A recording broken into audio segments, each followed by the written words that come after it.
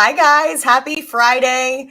I was gonna say cheers, but it's just a spindrift. So, welcome to our live session on this Friday of our Heat Press for Profit podcast.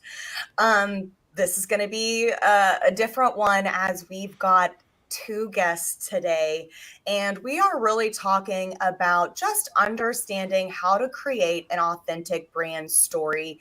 And a lot of the content that Molly and I have produced with our podcasts have been all about just getting out in front of your customers, the importance of e-commerce, the importance of being in front of social, the importance of posting on social, and really just being out in front of your audience and letting people be able to see what goes on in your business. And today we've got Vince and Molly, who are both content producers.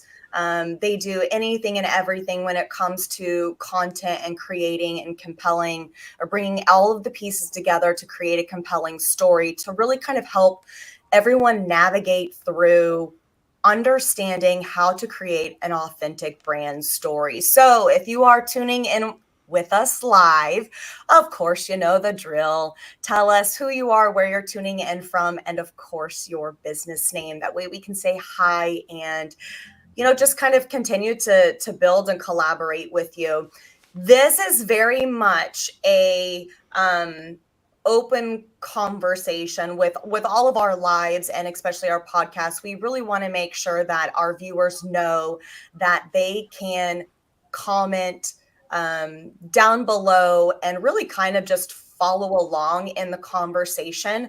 If you have any questions, these are two experts that you should definitely be asking when it comes to the type of content that we're getting ready to talk about. So just so everybody, I mean, if people don't know you not by now, Vince, then I guess we just need to get you on the camera some more. But tell us a little bit about what your role is here at Group Stall.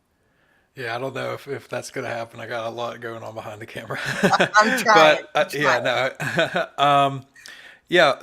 I my title is content producer, so I'm involved in all of our stuff, video wise, in terms of concepting some videos, shooting them, editing them, basically like the whole process from like a concept to the end result that you see, which is kind of like a privilege in a way because that a lot of people that's not how it goes, right? Like usually a lot of people it's like you're either just the talent or you're just the editor or you're just the shooter. Like it's a lot of broken up.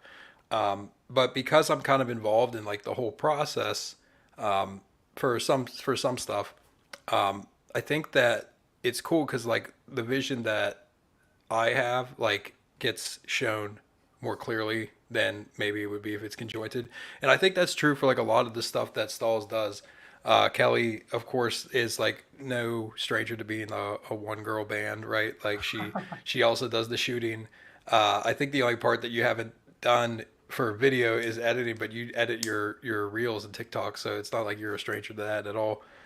So I think that it's kind of a blessing and a curse, but most of the time it yields a better result for the audience.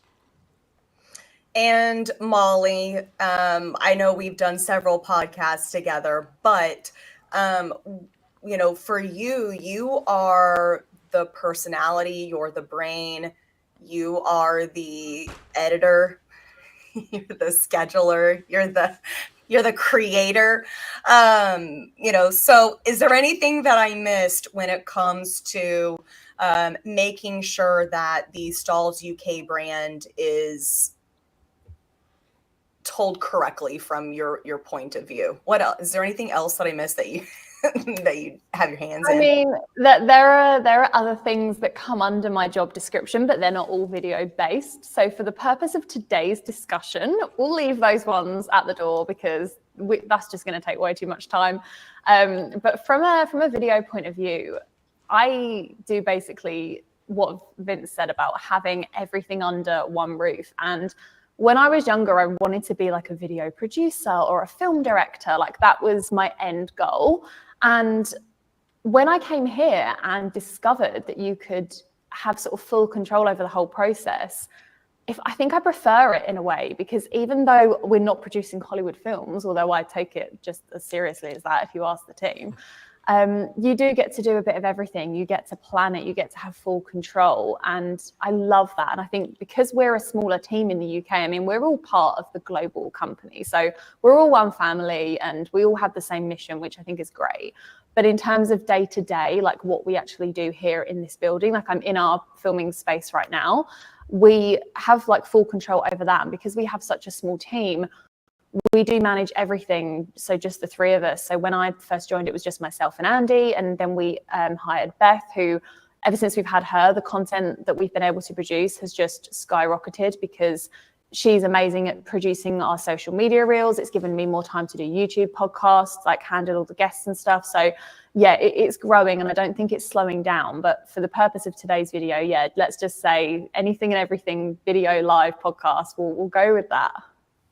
So now that, you know, our viewers and listeners have been able to kind of understand both of your roles a little bit deeper into the overarching, you know, kind of content messaging that we do, when it comes to creating a brand story, there's so many pieces that I feel like can really deviate somebody from narrowing down what their overall goal, niche. We talk a lot about niche.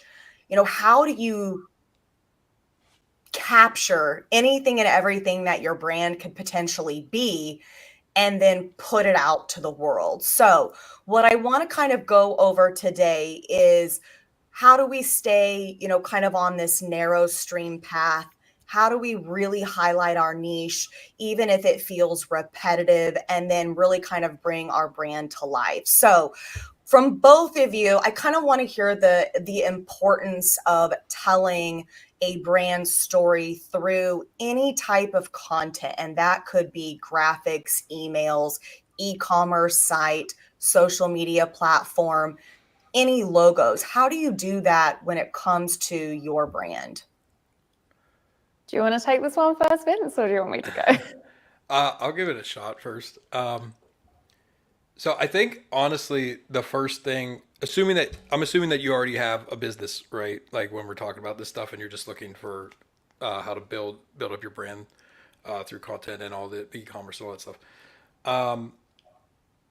I think you need to figure out what do you like to do first, because that alone will tell you how you personally, as the business owner, want to attack some stuff. And then if there's areas that you want to do that you don't enjoy doing, you can always hire that or outsource that, right? So so we do a series, it's called the Heat Press Transformation, when we go and we visit brands that have elevated their business through heat press technology.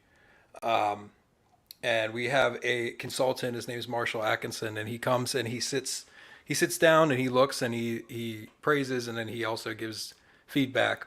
And we did an episode over in Salt Lake City, Utah, where we talked about the owner, Justin Leader. He was doing so many things well, but one of the things he thought that he could do better as a business owner was prioritizing his time and then delegating certain tasks to other people that could do it better, or maybe not do it better, but he doesn't want to do it, right? So he broke it down for him into organize your business tasks into 3 categories, right? Stuff that you love to do. Sorry, I get my finger in shot. You love to do, and you need to do it because you're the best at it. You're the only one. The stuff that you hate to do, but you have to do it because you're the, oh my goodness.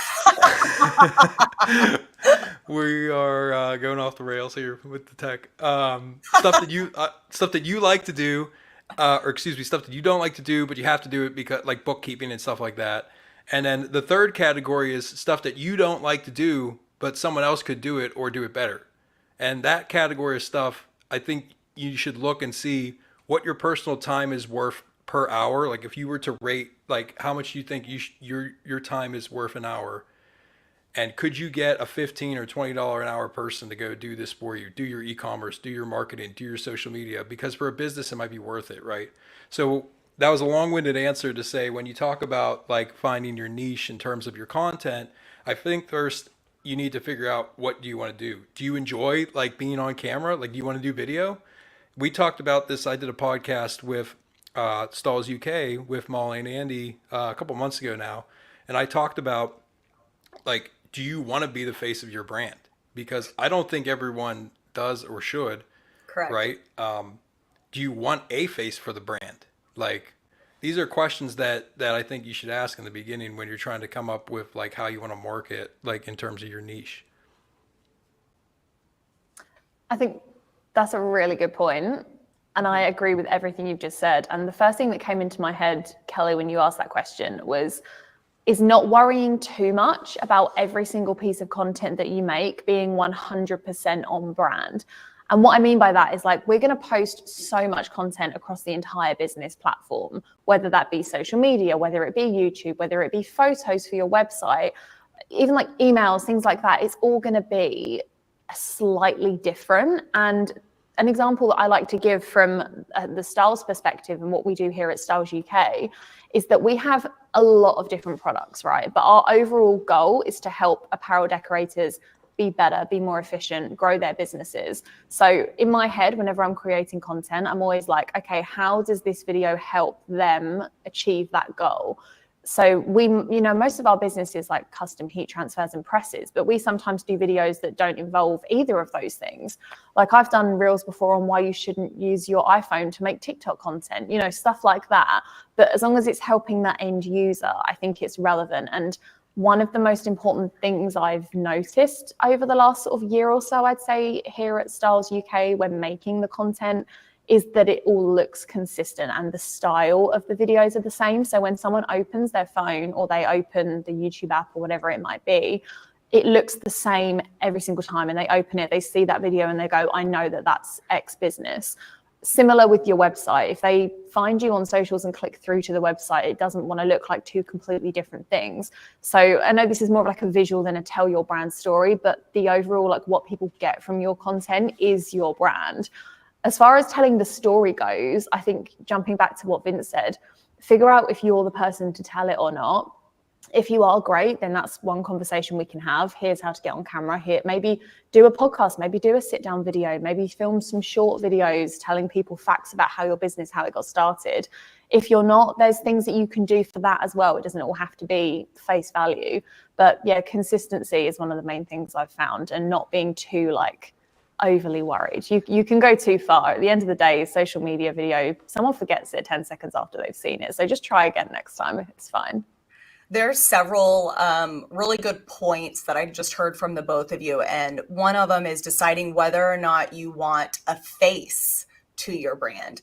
It's not, yes, of course, do you want to be the face or not? But do you want a face? And sometimes it's not a face. Sometimes it can be, a community. The community is the face of the brand, just depending on kind of what your niche is and what your goals are for your brand. Mm-hmm. But I think, Vince, you hit a really good, comment on that was, do you want a face? Because if you don't want a face, then you have to understand the narrative that you're going to provide. Does it follow along with your core values, your overall, mission statement? And I don't want to talk too much about core values and mission statement, because that alone in creation can be an entirely different conversation. But if you don't know what your core values are, what your mission statement is, what's your overall reason for having your business, that you got to find those things out in order to continue building on to your brand story. The next thing was understanding that your content, whatever it is, needs to be consistent in messaging. It doesn't have to be the same, but it has to be consistent in messaging all throughout wherever you are exposed in email, in video, in social, in anything brand related. But it doesn't have to be perfect. And that's the other thing when it comes to, really kind of telling your brand or talking about your brand story, is understanding that everything's not going to be perfect. And sometimes we just have to get it out there in order to continue moving forward. So when it comes to deciding, kind of really what steps to take to build your story, one of the things that I always do when it comes to creating content is asking myself, what solution am I providing? So when we are looking at ourselves as decorators, or what's another word for decorators? Printer? What'd you say? Printer? I don't know. Like, Sure. what angle are you I was taking trying with to this? think of like something extravagant, like Entrepreneur. yeah, well, apparel personality teller or something, like for the brands that are really kind of creating apparel based on expression versus brand representation. Maybe I was trying to go way too fancy with that, and it wasn't coming out right, and it's okay. It's not perfect, right? That kind of goes back to what I Did you just do that said. deliberately, Kelly? You knew you were going to do that, I didn't you? didn't. No, it was supposed to be much, much smoother than that. But when it comes to, whatever the path you want to go, what is your solution? Are you providing solutions for your customers in terms of being able to provide, very creative custom apparel? Are you providing a solution in really helping people guide them on what to wear? All of that can also be combined, but when we're creating, the content based around that, Vince, when you are coming up with ideas for our brand, for me, I do a lot of content for our decorators. You do a lot of content for our brand representation.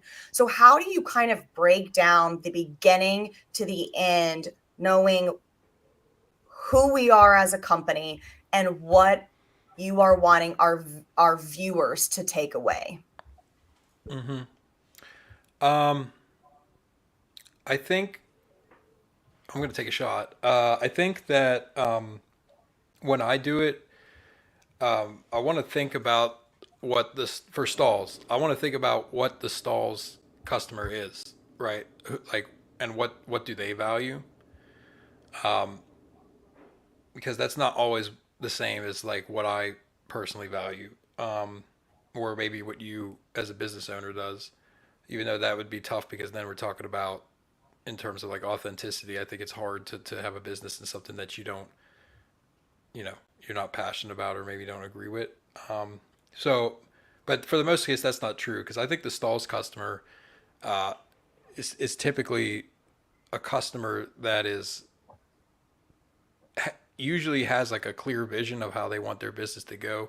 I think that most of our customers aren't like just, tippy tappy like in this business. I think most of them are like usually serious, um, and like or like at least or have a real ambition to have their business be successful. So in terms of like the content that I give them, I want to show them as much value as I can.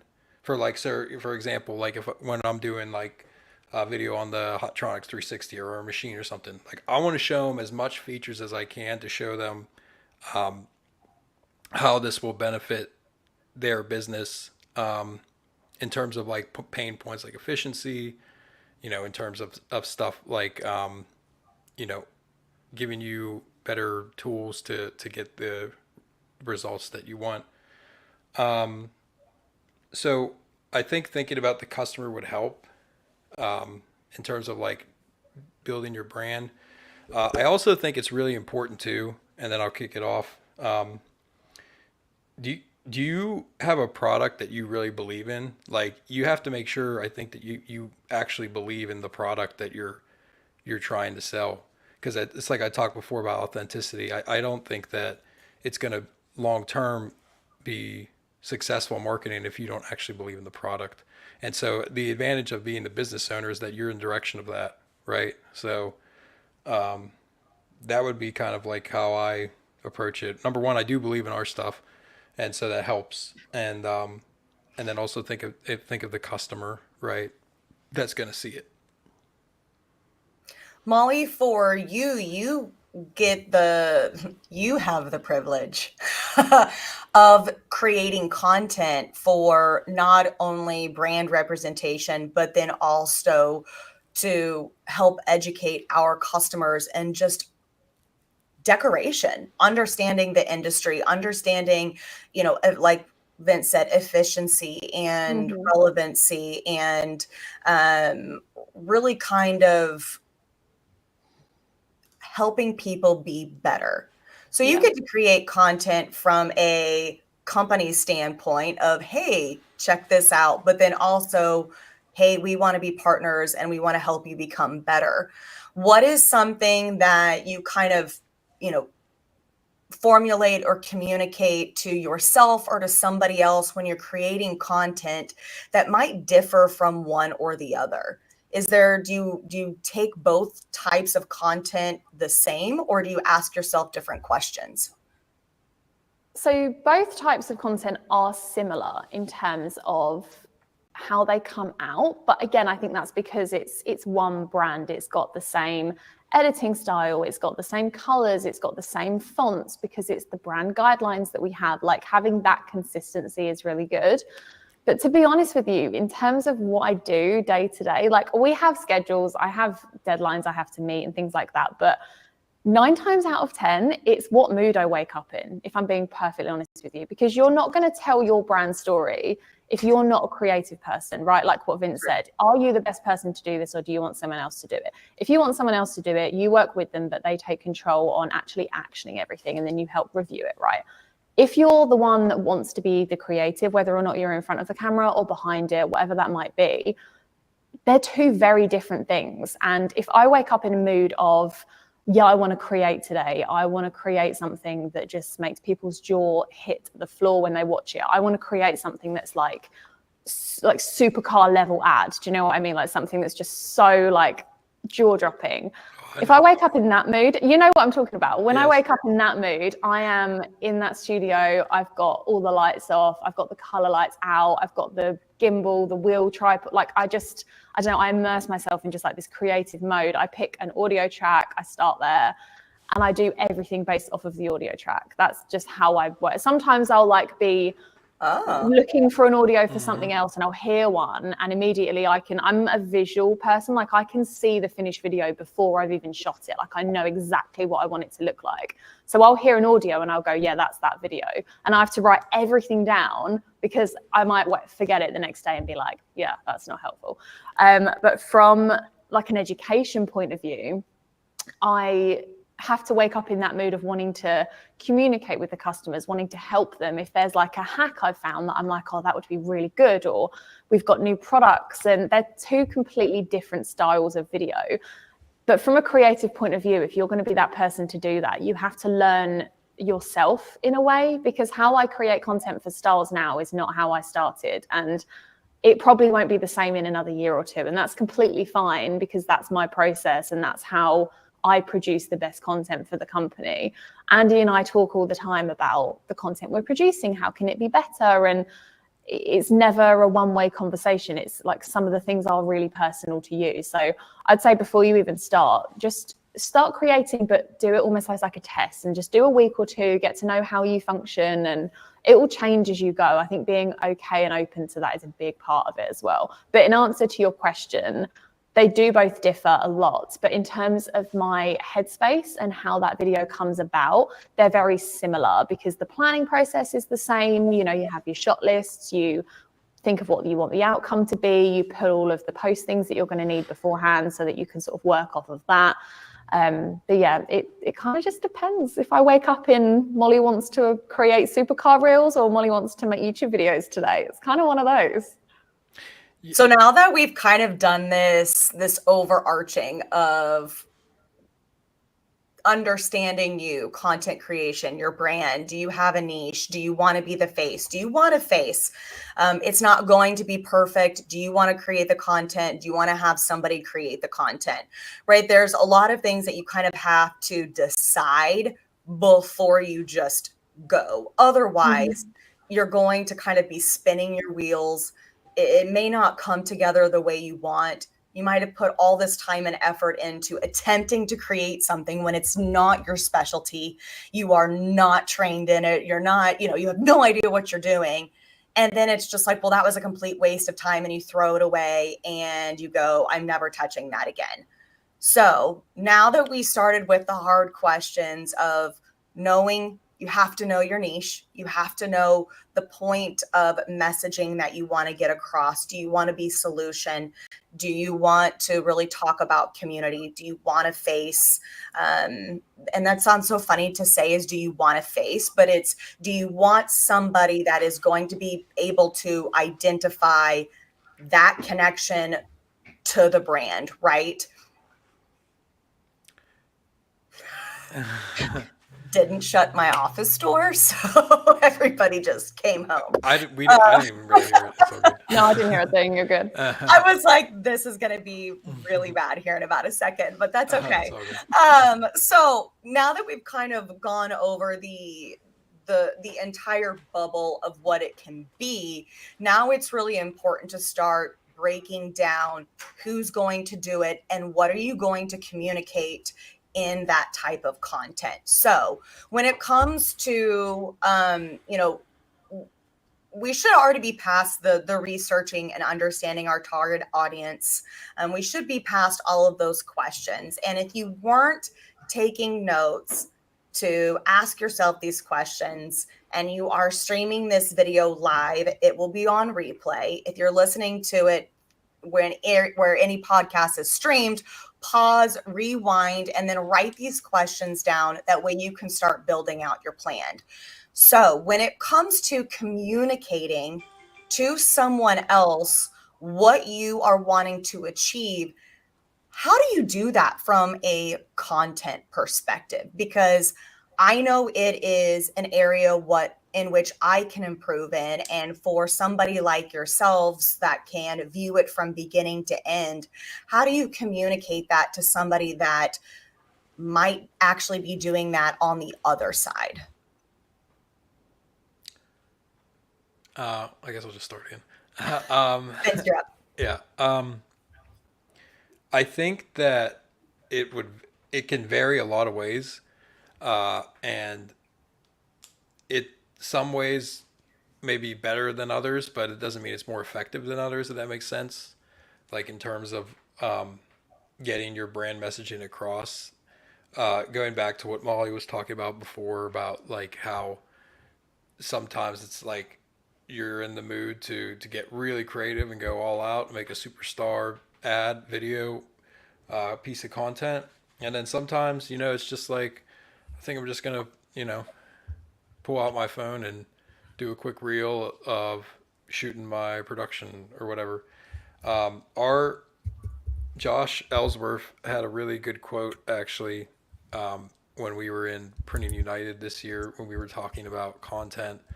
And he said, not every day, you don't always want a steak every day. Sometimes you just want a burger. And that doesn't mean that, one is more higher quality than the other, but sometimes you just want a cheeseburger from McDonald's or something, that's just what you want. And they both are going to fill you up. Right. So it's just a matter, I think. So basically my answer is that it's kind of, there's no like right or wrong answer to delivering the content, right? If you want to do reels on TikTok, on Instagram, on Facebook, if that's your go for it. If you like doing written pieces on LinkedIn, if that's your go, I think that it's a good idea to try everything, right? Like to see how it goes. And then like what I talked about before, if something is good, but you hate doing it, or you don't like to do it, or you're not good at it, make a decision and see if you can get someone else to do that, So that's kind of my answer to that one. think from a business perspective, I know this kind of takes it back to where we started a little bit, but in my head now, I'm just picturing the two different types of people that we're actually talking to on this podcast. And one of them is a heat printer that does fulfillment, right? So prints for other brands, whether that be like local businesses, bigger corporate companies, like that's one side of it. The other side of it is if you're creating a clothing brand for yourself, that depending on what niche it's for, it's going to have a different look if you're a brand, right? And I don't know why it popped into my head, but just like something like Gymshark or Alo Yoga or Nike, or, you know, the ones that are just like clean, they're black and white, all their imagery is the same. That kind of marketing is going to be so different if you're a fulfillment company and you're communicating with people who are buying clothing for their customers or their staff, right? So I think a lot of it comes down to that. Like, there's not really, because they're two completely different ways to deliver content, because you're talking to different customers, aren't you? So if you're talking to the end user that's going to be wearing the garments, you want to touch on not just why they should buy it, but pull to their emotions. Like, people don't buy things because they think I'm the worst person to say this. I like shop every single day, but people buy things because they want to feel like connected to it, or they think they're going to feel better once they own it. So like, if you say, for example, you're selling this sweatshirt that I'm wearing, this is a Tri-Dry one, my favorite, absolutely love it for everyone watching. But if you're selling this is like a really premium, like high quality, it feels lovely. You want to communicate that to your audience. You want the images to say, this is high quality, this is luxury. You are going to feel like you're in a really, really nice piece of clothing. You're going to feel comfortable. You're going to feel classy. You're going to feel a bit more upmarket. That's kind of the feeling you want to give them before they've even clicked add to cart, right? They see the image, they immediately click in their head how they want to feel when they put it on. But that's completely the opposite to someone who does fulfillment. They're thinking in their heads, okay, well, my staff need this many jackets, this many t-shirts. How am I going to do that more efficiently? What do I want my branding to look like? So they're completely different conversations you're going to be having with those people. So I think providing that you're doing the best for who you're talking to and you think you're communicating that clearly, I think that's the biggest barrier, because there's so many ways you could do one video format or one social media post format for both of those people, but it wouldn't work. So test the waters a little bit, sort of put some different feelers out there and theme your content to what you think they want to see and what's going to draw them in. Don't post a nice clean image of someone wearing like yoga wear or something to someone that's thinking of buying jackets for their company. You know, tailor everything to the person that's going to see it at the end. Yeah, and I just want to chime in on that. Yeah, because that, to me, what you just described is the difference between having a business versus having a brand, right? I don't think those are the same thing, right? So having a brand is understanding what your customer is, like you talked about, and then having the consistency that you talked about, both in brand aesthetic and in terms of like what they're expecting, like from the product, right? Like if you're like an upscale, if you're trying to be an upscale brand, like a Tri-Dry or something, where like you want to be like, you know, high-end athleisure wear, right? Like you're not getting some cheap stuff. I'm not going to name brand names, but I'm sure you guys can come up with them.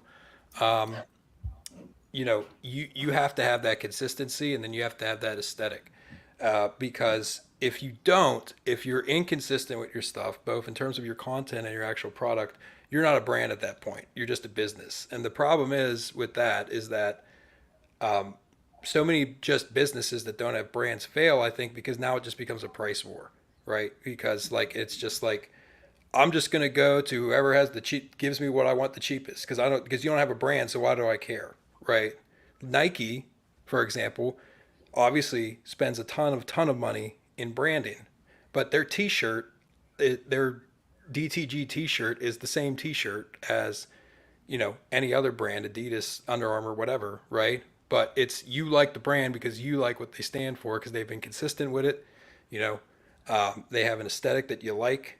So all that stuff I think is really, really crucial if you really want to develop a brand, whether it is, you know, athleisure wear, whether it is like boutique, whether it's streetwear. What we saw with our Behind the Brand with Cash Cows, like he's a very, very specific market that he's going for, and he isn't doesn't care about the side opinions, right? Because he believes in it and it works, right? And the proof is in the sales. And so you find your brand and you stick with it and you be consistent with it, and both in your content and your product. Clip that right there. I'm going to be corny for a minute, and Vince, that was beautiful. In the idea that, are you a business or a brand? Because that's a great question that I think everybody needs to ask themselves. Are you wanting to be a business where you're just coming in and you're getting the job done? You're just moving on from the next thing to the next thing because that's what you got to do? Or are you really wanting to build something? And not every business is a brand. And just because it's a brand doesn't mean that it has to be something that is individually recognized, meaning like Nike or Cash Cows. You can still have a brand, like say Top Shelf, which is a decorator in Colorado. They very much have a brand, but they are also decorating for other brands and other businesses. So I think it's really important to make sure that you do believe in your story, your niche, who you're going after in order to start building the type of content that you need to. And then at the end of the day, that's when your brand story starts to really kind of come to life to help streamline what it is you want to talk about or what you want to show. I think the other good point, Molly, is the fact that if you are really trying to cater to maybe corporations or businesses, you want to do the polos, you want to do the jackets, you want to create elevated business, casual business apparel, you're probably not going to post a sweatsuit look, right? Mm-hmm. Because then that's not going to connect with the type of clientele or customers that you're wanting. Now, if you're a business where you're like, listen, I know I excel at creating elevated products, no matter the type of industry, then make sure that each type of post or anytime you create something, it has to tell a story. Who is it geared toward? Why is it geared toward them? And why is that specific image or creation providing a solution? It doesn't always have to be the same. It doesn't always have to be, say, a video or a reel or a carousel of 10 images on Instagram. Sometimes something so simple can tell the biggest story. So when it comes to, just kind of understanding how to enhance your brand, is there anything that you are kind of forecasting, say in the next couple of years with how content is created, how businesses are growing? Are we outsourcing more? Are we bringing more in content, content creators in-house versus finding somebody outside to do it? You want to go ahead? You look at your. I was just going to say from a quality versus quantity situation, because that's a conversation we have here a lot. We output a lot of content, and sometimes we do slip into the habit of we need to do this many reels per week, and then we sit down and we look at them and we're like, okay, if we drop a quarter of these, the 3/4 that we put out can be better. I mean, when you're first starting out, that might not necessarily be a problem for you, but when you've been doing it for a while, you will feel the pressure to constantly output more and more and more, especially with the way that social media is going, even YouTube, like the algorithms, they want you to create content 24/7. They want you to be on the platforms 24/7. So that's not going to slow down. There's just going to be more and more hours and hours of content on the internet, which is completely fine. Just don't feel the pressure to do too much of that. Like, stick to what you know, stick to a consistency that works with your schedule. From a forecasting point of view as to what's going to happen, I mean, I kind of work on like an every 3-4 month basis, if I'm being completely honest with you, because it changes so much. And it could be something really silly, like a brand could put out a certain style of video, and everyone then suddenly starts mimicking it, and then that becomes a new trend. So follow all of the brands that you take inspiration from. If it's a business, like a certain style of business you want to run, find people that are in that space and follow them. If they're creating content that you want to create and say they're 6 months, a year ahead of you, follow them. Don't necessarily copy them, but use them as inspiration, because if they're in the same space as you, you're all kind of creating the same or similar sort of thing. So you can use that as ideas. And, you know, this industry is changing a lot. People are a lot more open now to communication than it ever was before. So that's not necessarily a bad thing. And yeah, like social medias and stuff, just be aware of what's going on the internet, because it changes a lot. Yeah, and I think a lot of it comes down to your brand as well. So it's a 50-50 of like, be aware of your brand and constantly challenge yourself and your content as to how you can improve it, improve the message, improve the quality. But then the other side of it is just be aware of what's on the internet, pick up on trends, jump on them as quick as you can, because it changes literally overnight sometimes. Yes. Yes, it does. Real experience. And it's like a act now or don't act at all type of, you know, I feel like we need to do follow-up podcasts, like one for like the brand people and one for the fulfillment people, and really like deep dive into the content creation for both of those, because they are so different. And now that we've been sitting here having the conversation, my brain's whirring and I'm like, yeah, we need to split this out into 2 different episodes. Well, there's so much that you can talk about, right? And I know, you know, podcasts aren't necessarily meant to cover anything and everything in that one. So we can always, you know, delve deeper, you know, into other conversations. But as we're wrapping up on time, I think one of the biggest things is staying relevant. And we do talk a lot about content creation. And I think with the ever evolving world that we're living in, especially when it comes to social media, there's never going to be a cookie cutter way to get started, to get executed, or to execute. It's always going to be just a sense of acting. You have to act, and then you have to decide what changes to make, when to make the changes. When it comes to, you know, creating the content and telling your story, at what point do you guys decide, like, hey, you know what, we really need to kind of pivot what we're doing in terms of content? Do you think that comes down to views or engagement, or do you think that comes down to more or less your overall business as a whole? We struggle with that sometimes with our company, right? Because I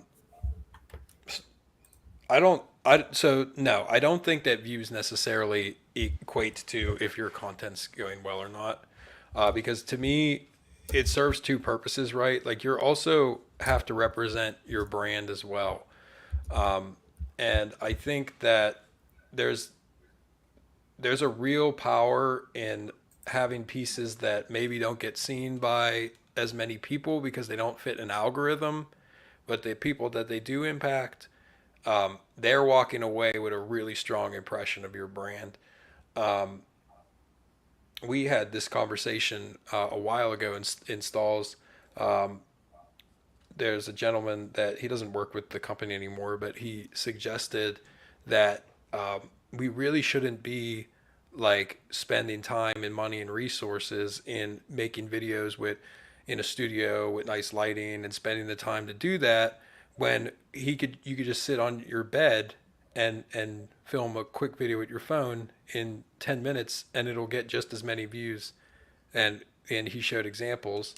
And I pushed back on that, not just because I wouldn't have a job anymore, right? But because you're also representing your brand. And like, if you have some crap looking video, yeah, you're getting the same information. And I said this on the Stalls UK podcast, I think. I'm like, presentation, I think, is equally as important as the actual education.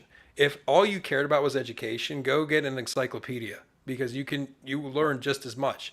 But the way we present the information is extremely important. And if you don't think it is, you're just wrong. Okay? So I think that, I forget what the question was. What was the question? It's when to Oh, understand. right. If views, yeah, okay. So don't get discouraged by not having as many views. Now, obviously, if it's only getting seen by 5 people every time, every once in a while, I would try something to hit the algorithm, right? It's like we were talking about before. I was talking about before, like steak versus burger, right? Like, you know, sometimes you just need to like give something to someone quick that's gonna like get munched on by like a bunch of people, right? Like to just get it out there, and then they can go do more discovery and find the bigger pieces that really show who you are as a brand. And I think that Molly, you were mentioning before, like we should have a separate like topic for fulfillment versus like retail brand, and they're definitely very different. But I think sometimes maybe a fulfillment customer or like a fulfillment business may like mistake that they don't need one, but that's not true. We saw a very good example of that with Duds by Dudes out in San Diego for one of our heat press transformations.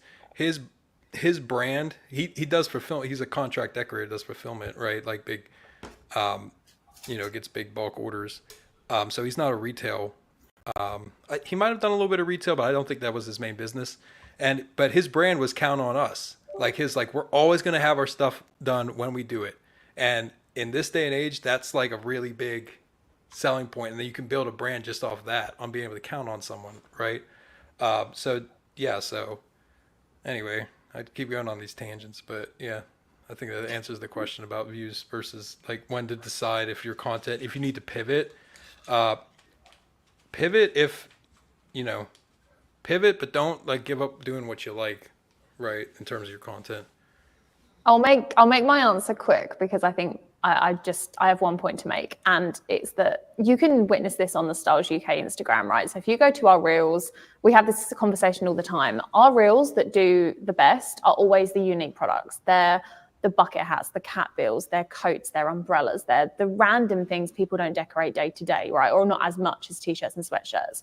But we still need to post content about our presses, about our transfers, about how to use them, because that's 90% of our business. Don't quote me on that, but a large chunk of it. And if we don't tell people that, they're not going to order, they're not going to know, but they're not the things that get the views. So I think you just need to find a happy medium as to, okay, I'll post what I know will get the views in terms of like what you're not like the quality of video, but like the actual content of it twice a week. And the rest of the time I'll post what I know the business needs and what the customer needs to know. But you'll find a rhythm, because you always do with your own Instagram. Give it, or like reels, video, YouTube, whatever. You get to know what works, what doesn't, how your audience responds to it. You'll get to know it eventually. It's all different for each business. So we can wrap up. We've been going for almost 48 minutes, and it's crazy because it really feels like we've only been chatting for about 15. There is really, I feel like we opened a Pandora's box in understanding brand relevancy, telling your brand story, or content creation, business versus brand. I think there's a lot of topics that we can dive a little bit deeper down to really help people identify, do you want to be a business or do you want to be a brand?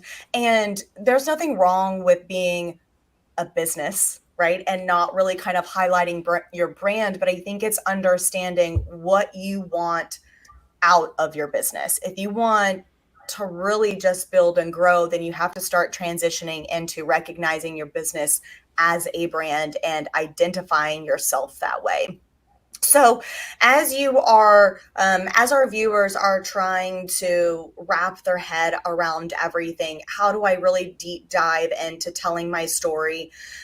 What's one thing that each of you would give as a takeaway from content creation, understanding brand needs and storytelling? What's one thing that you would give as advice?